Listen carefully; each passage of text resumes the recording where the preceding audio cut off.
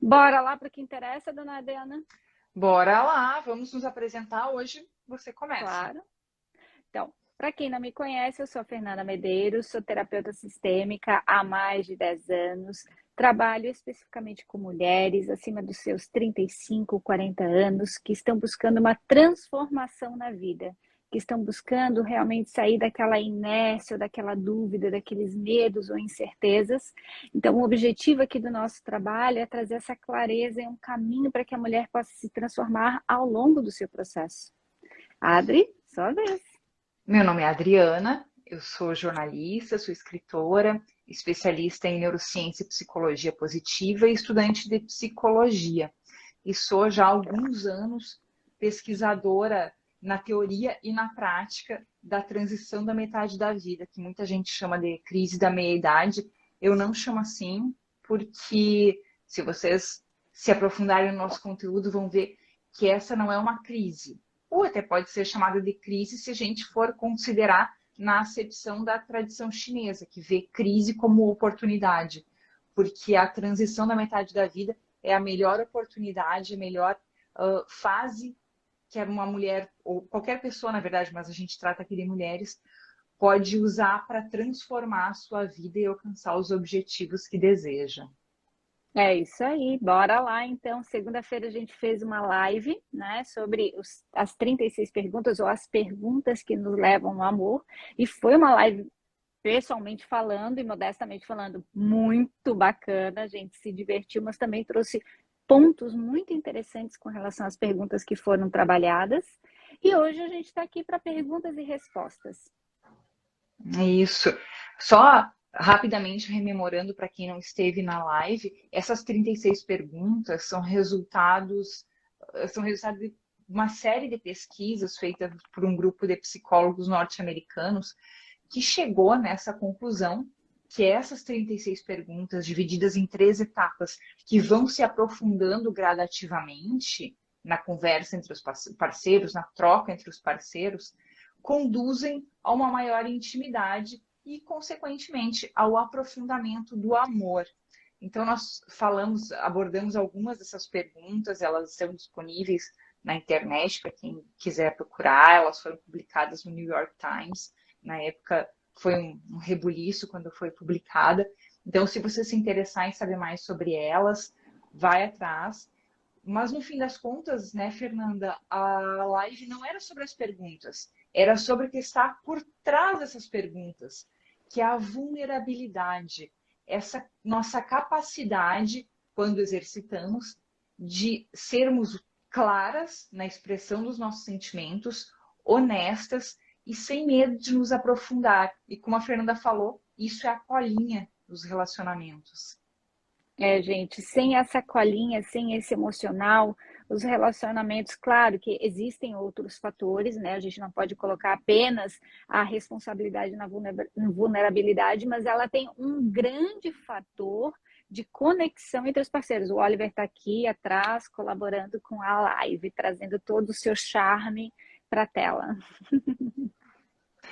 Então, aí nós abrimos para perguntas, recebemos várias perguntas nesses 2 dias e reunimos as principais delas em alguns tópicos, em algumas perguntas que tinham correlação com as outras, para a gente responder aqui. O que não impede, se você tiver alguma dúvida, alguma pergunta surgir, manda aqui embaixo que a gente dá um jeito de encaixar também. Então É vamos lá, isso aí. Fernanda? Primeira Bora lá. pergunta? Vamos. Vamos lá. A primeira pergunta: como ser vulnerável depois de uma traição? Uau! Uau, Como começamos bem. Uau, como ser vulnerável depois de uma traição? Como é que tu responderia essa, Adri? Como é que tu começaria isso? Olha, a gente teve uma conversa mais ou menos desse tipo no fim de semana, inclusive, sobre um outro assunto. E a minha opinião é muito pessoal e talvez seja até um pouco impopular, mas é baseada em quem eu sou, uma opinião pessoal. E a Fernanda diz que eu nasci assim de fábrica e outras pessoas, a maioria das pessoas não. Que é o seguinte, eu acho que as pessoas superestimam uma traição. no sentido de deixarem que aquela traição lhes afete como um ferimento de morte. E quando a gente faz isso, nós saímos do centro em nós e colocamos no outro o centro da nossa vida, porque cá entre nós não temos a possibilidade de interferir na vida do outro. O outro vai fazer o que ele quiser, queiramos ou não. Então, atribuir toda essa responsabilidade sobre a nossa felicidade, sobre o nosso bem-estar a outra pessoa, dizer o amor próprio, ele é próprio porque é da gente. Então, é uma construção nossa, é um estar centrado em nós mesmos. E quando estamos centrados em nós mesmos, não colocamos tanta responsabilidade no outro pelo nosso sentimento, pelo que nós vamos sentir. É óbvio que uma traição dói. Eu já fui traída, machuca, mas não precisa ser uma dor insuperável. Tem gente que leva anos, tem gente que leva uma vida para superar uma traição. Então, eu acho que tem que olhar mais a fundo por si mesmo e não colocar essa responsabilidade no outro. Ah, o outro me traiu, então agora como é que eu vou ser vulnerável? Eu acho que é trazer um pouco a responsabilidade para si própria. Tu entrou num ponto essencial, né? Sempre que a gente, primeiro de tudo, né? O ponto essencial que eu disse é trazer a corresponsabilidade para você disso, né? Qual foi a minha parcela de corresponsabilidade nisso? Porque ela existe, gente. Não adianta dizer que não existe. Ah, eu era boazinha, bonitinha, fofinha e ele foi lá e me traiu. Não, existe, tá? Sempre existe. Às vezes de forma inconsciente, às vezes de forma oculta, mas ela existe. Então é sempre muito importante a gente olhar para a nossa parcela de corresponsabilidade e cocriação disso, né? Só que antes disso, e como a Adriana bem mesmo falou, né? O relacionamento de casal, eu vou falar isso de forma frisada porque é uma coisa que eu falo para mim também, né? Sempre. O relacionamento de casal, eu falo para todos os meus clientes, não pode ser o prato principal da tua vida.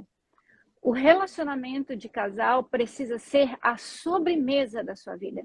Precisa ser aquela coisa que você degusta, aquela coisa que você tem prazer em saborear.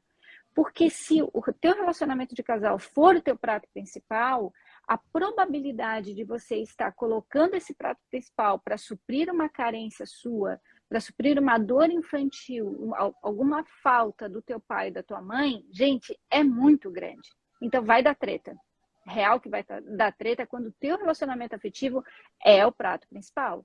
A tua vida precisa estar cheia de ti. Daí vem aquilo que a Adriana acabou de falar, o teu amor próprio.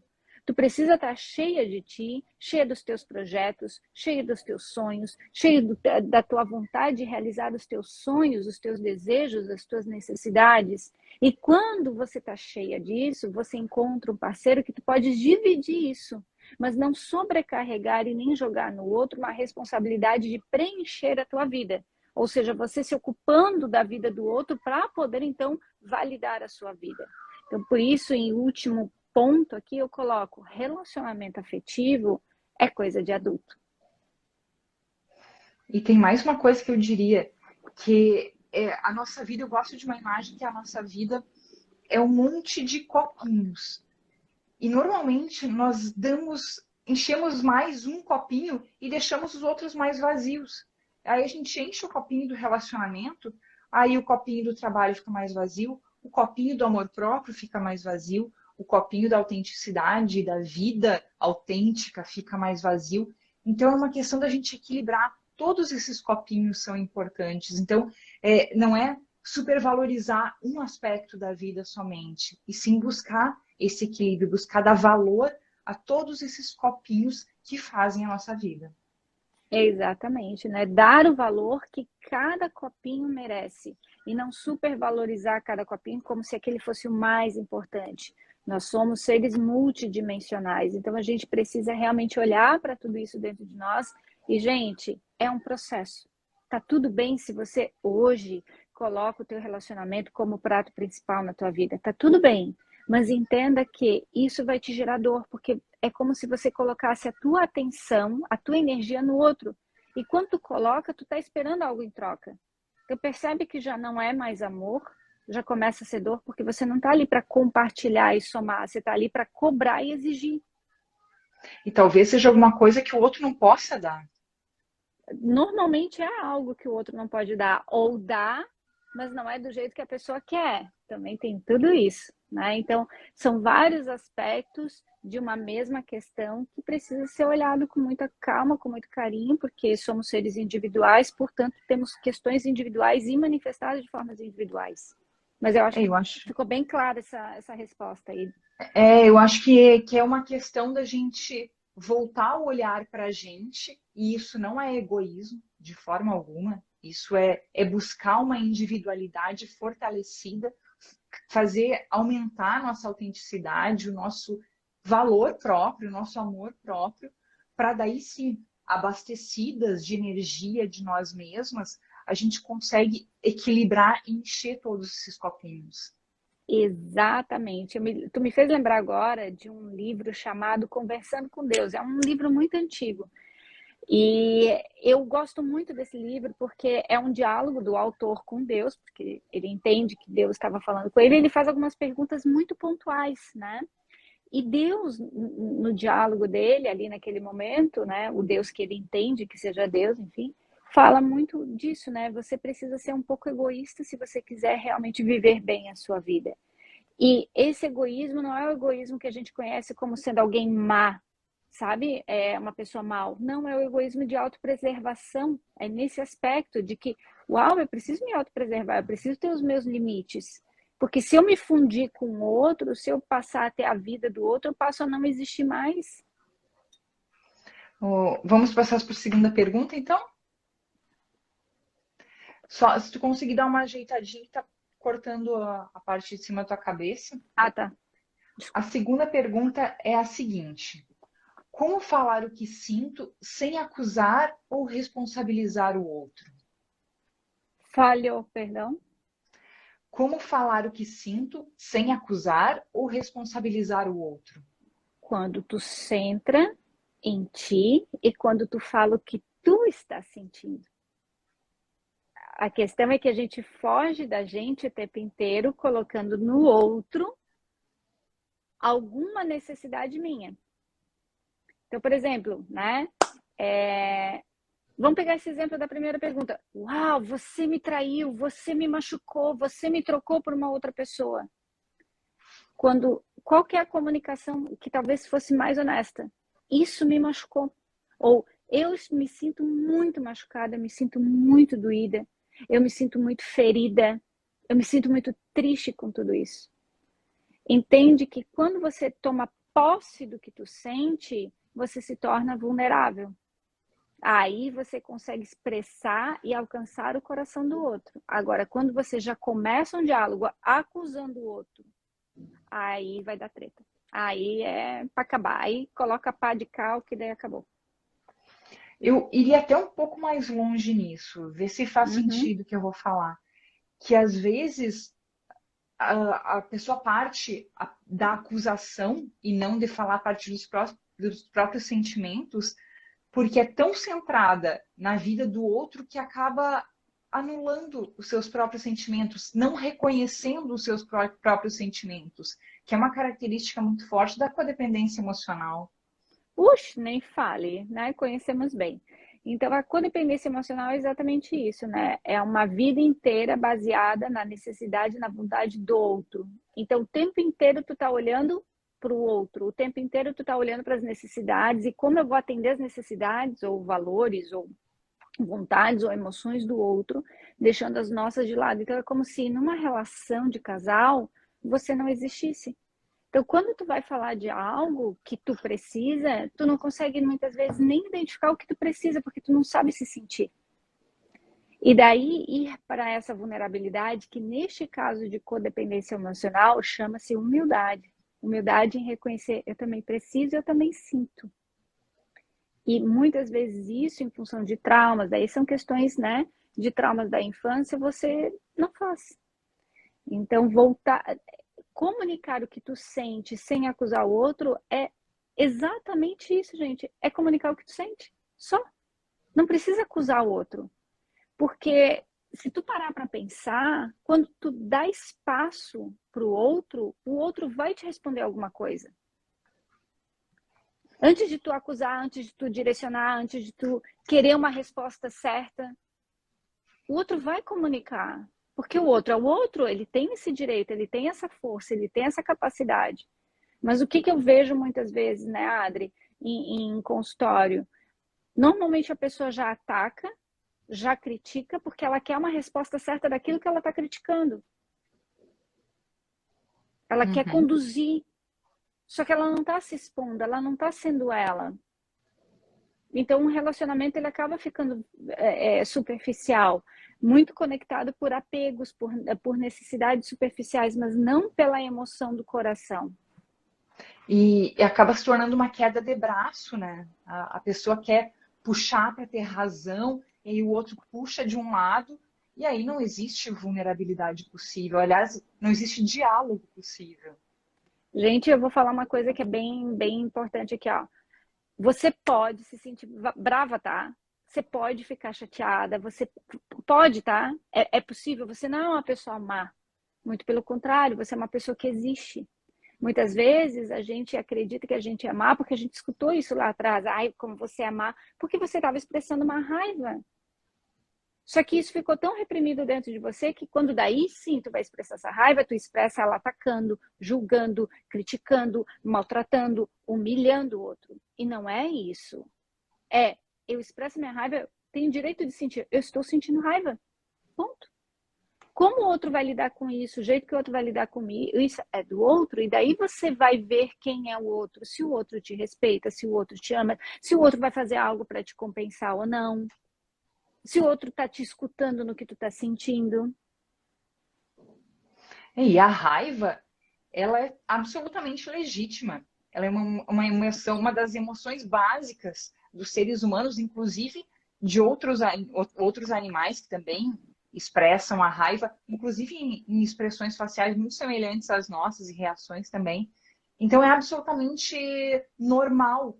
E a gente fica tentando esconder, tentando engolir, como se isso não fosse socialmente aceitável, como se as pessoas não fossem gostar. No entanto, a raiva, quando nos deparamos com ela, olhamos, nomeamos, identificamos e passamos a entender o que nos causou raiva. Que a raiva, ela é uma emoção básica, ela é uma reação do corpo. Não é uma coisa que a gente controla.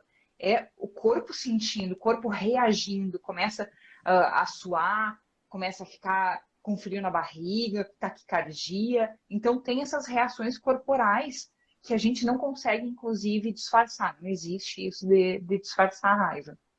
Então, o que a Para gente quem é bom, deveria. existe. Para quem é muito bom.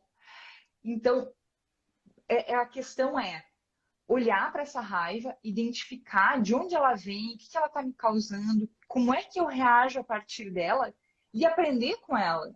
Porque a raiva pode ser uma potência criadora, inclusive, muito forte. Tem muitas obras de arte grandiosas que surgiram a partir da raiva. Eu já produzi textos maravilhosos a partir da raiva. Que isso é uma sublimação, é uma forma de sublimação. Você sublima a sua raiva criando alguma coisa a partir dela. Claro que isso não pode ser uma regra, você não pode querer criar tudo, que toda a sua criatividade venha da raiva.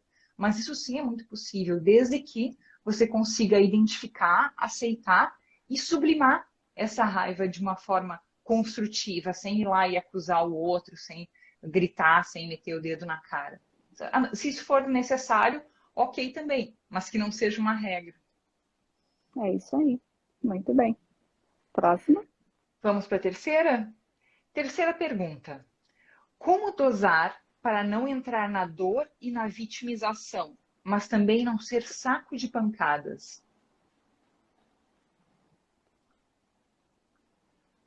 Como não entrar na dor? Falhou, desculpa. Como dosar para não entrar na dor e na vitimização, mas também não ser um saco de pancadas?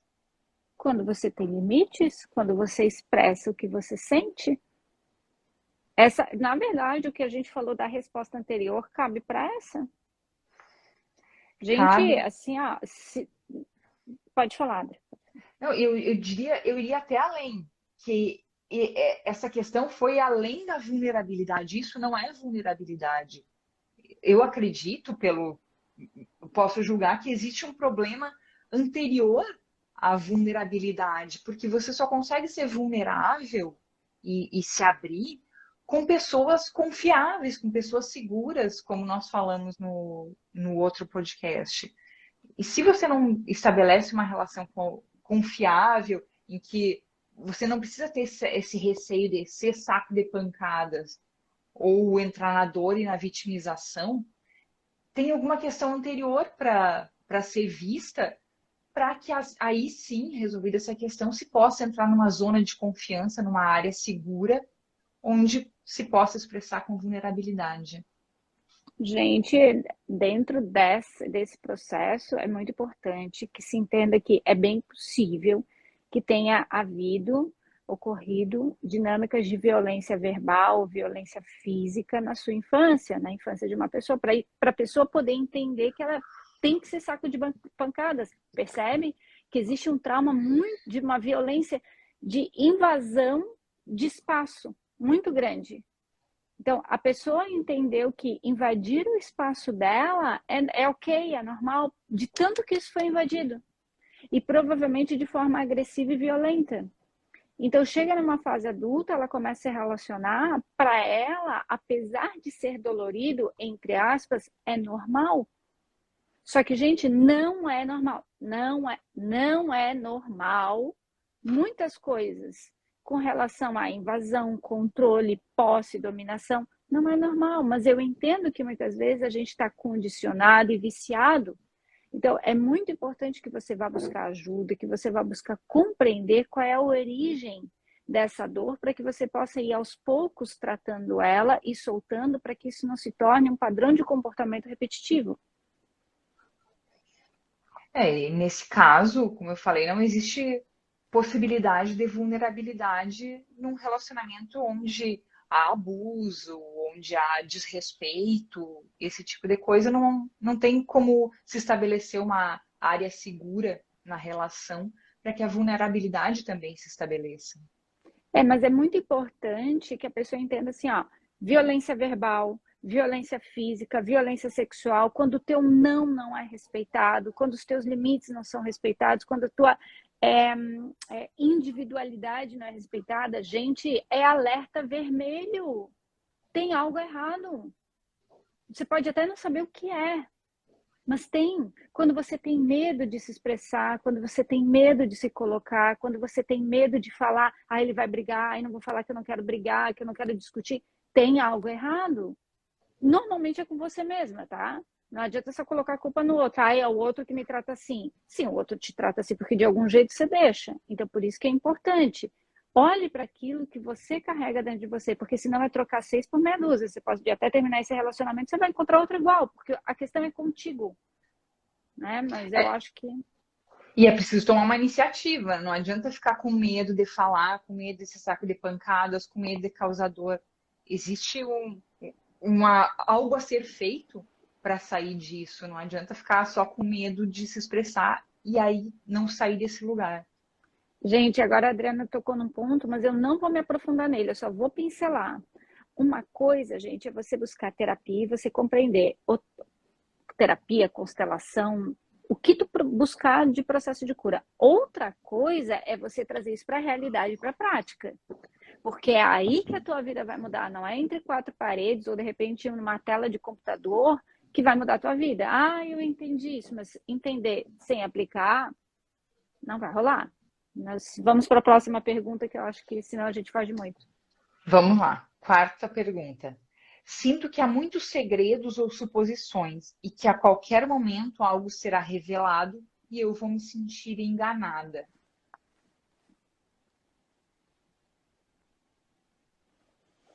Olha, do meu ponto de vista, isso tem bem característica de um emaranhamento sistêmico.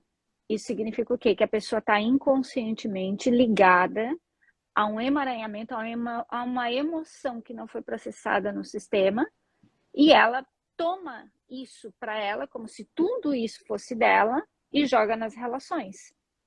E isso acaba Muitas vezes, e presta atenção, quem fez essa pergunta, se está aqui ou não, se vai escutar ela gravada. Muitas vezes, isso se torna o álibi perfeito para você não entrar numa relação. Isso se torna o álibi. Ai, o outro tá. Ai, tô sentindo que o outro tá mentindo para mim, eu tô sentindo que tem um segredo. Nem vou colocar energia aqui. Então, já vou, ó, disparar, colocar para fora, porque daí, né, não é fácil. Então, presta atenção quem fez ou presta atenção quem tem esse padrão. Porque é um típico álibi para você fugir. É uma dinâmica interna. Você pode até estar emaranhada, mas isso se tornou uma dinâmica interna para você não entrar nas relações, para ser uma desculpa para não sustentar uma relação. Ou até, vendo por um outro aspecto, no caso dessa pessoa estar numa relação, eu vejo duas possibilidades aí. A primeira é que exista mesmo motivos para essa tamanha desconfiança sobre segredos e suposições. E ainda assim, ela se mantém naquela relação, e aí precisa ver o que está acontecendo. E a segunda é estar imaginando que exista tudo aquilo. Porque às vezes tem pessoas que são viciadas em drama, viciadas em encontrar algum problema no relacionamento para, sei lá, ter alguma emoção. Eu realmente não entendo essa questão do vício no drama que algumas pessoas têm. Mas nos dois casos, a pessoa é viciada no drama, porque se ela tem essa dor e ela carrega essa dor, ainda que seja sistêmica, né? Que seja oriunda de outras questões dos teus antepassados, enfim. Ainda que tu seja conectada a isso, ou da tua própria infância, você ainda está conectada na dor e no drama. Então, ou eu vou atrair alguém que vai disparar imediatamente esse drama dentro de mim, ou eu vou atrair alguém que é uma pessoa boa, mas eu vou encontrar esse drama. Eu vou encontrar um jeito de criar esse drama, porque eu sou viciada no drama. Eu sou viciada na dor. Então, se eu não atraio, eu crio. Então, em ambos os casos, a pessoa está fazendo isso.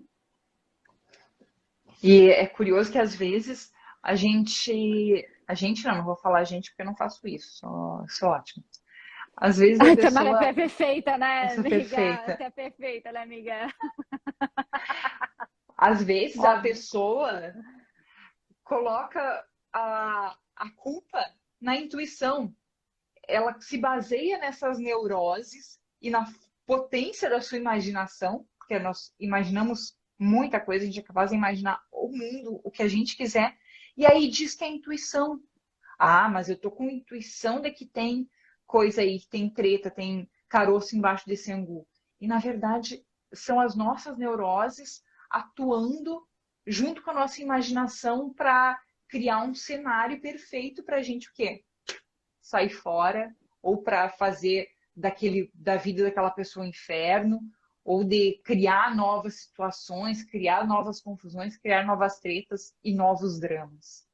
É exatamente isso que acontece com 99% das mulheres que eu atendo.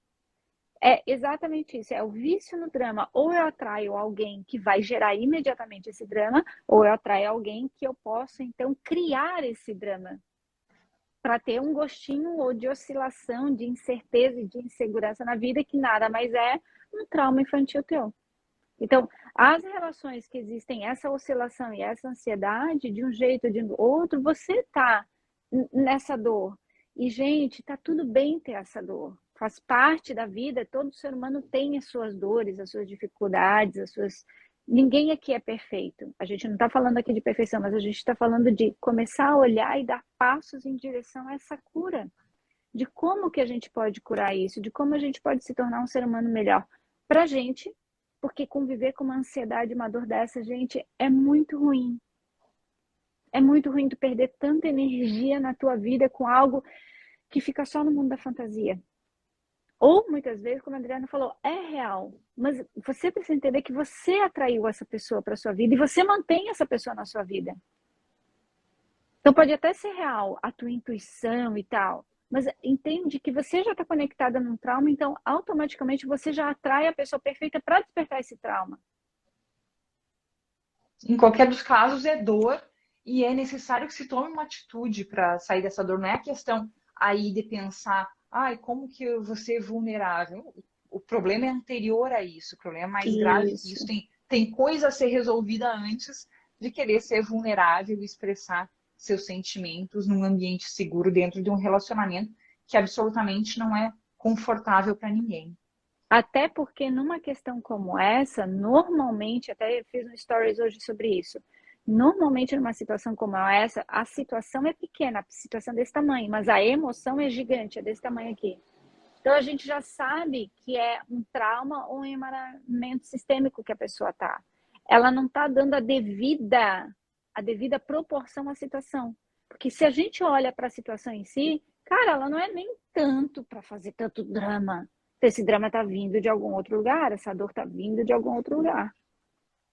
É claro que sem conhecer o caso específico é muito difícil a gente afirmar uma coisa ou outra. A gente fala aqui em termos gerais, é uma generalização, mas que sim serve de alerta para quem se identificar com esses casos, de que procure ajuda mesmo para resolver esses emaranhamentos, todas as suas questões, e que possa ter uma vida e um relacionamento muito mais leve. Relacionamento é para ser leve, é para ser a sobremesa. Não quer É dizer que não aí. vai ter treta. Vai Não. ter, mas imagina que vai ser resolvido de forma mais leve, mais objetiva, mais tranquila, sem tanto drama, sem tanto peso, sem tanto arrastar corrente. E se você tem a partir de 35, 40 anos, eu vou te dizer, vou te garantir, com base em tudo que eu já estudei e com base no que eu e a Fernanda atravessamos, que uma cuidou do processo da outra, que é a melhor fase para você conseguir mudar padrões que você tem repetido. É a melhor fase para identificar o que não serve mais na sua vida, o que você quer e partir nessa direção. Porque, como eu falei no começo do podcast, a transição da metade da vida é a transição mais poderosa que uma pessoa atravessa desde que entra na vida adulta.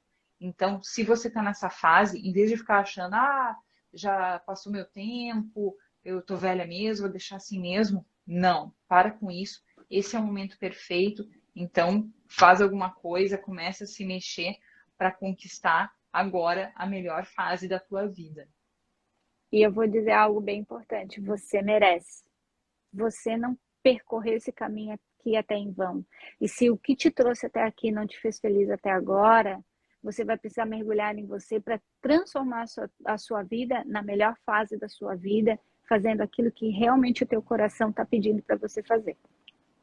É isso aí. Agora, nas próximas semanas, a gente vai continuar com a nossa série de lives 2 vezes por semana, todas as segundas e quartas, para nos aprofundar nesses assuntos, especialmente voltados para essa faixa etária, para mulheres nessa faixa etária, que são as que nos procuram mais e que a gente percebe todo um potencial gigantesco de transformação, uma potência que é o auge de uma mulher sendo tão pouco aproveitadas. Então, nós decidimos fazer essa sequência de lives agora nas próximas semanas para trazer mais esses assuntos, mais esses temas que tanto afetam essas mulheres como a gente, que eu tenho 45, Fernanda vai fazer 41, daqui a um mês, um pouco menos de um mês, né? Um pouquinho Um menos. pouquinho menos de um mês. Então, a gente também está nessa, a gente já passou, a gente segue passando, porque não é alguma coisa que muda assim do dia para a noite, mas aprendemos a lidar e queremos te ajudar também a atravessar um momento turbulento para pegar toda essa potência e transformar a tua vida. É isso aí, gente. Então, segunda-feira que vem a gente vai lançar um tema e na quarta-feira da sequência a gente vai abrir para perguntas e respostas. Então, não perde, escuta as lives, participa, interage, traga as tuas questões, porque vai se tornar uma riqueza ainda maior para todos que estão participando. Inclusive, se alguém quiser sugerir um tema, vai ser muito bem-vindo. Pode mandar direct para Fernanda, pode mandar direct para mim.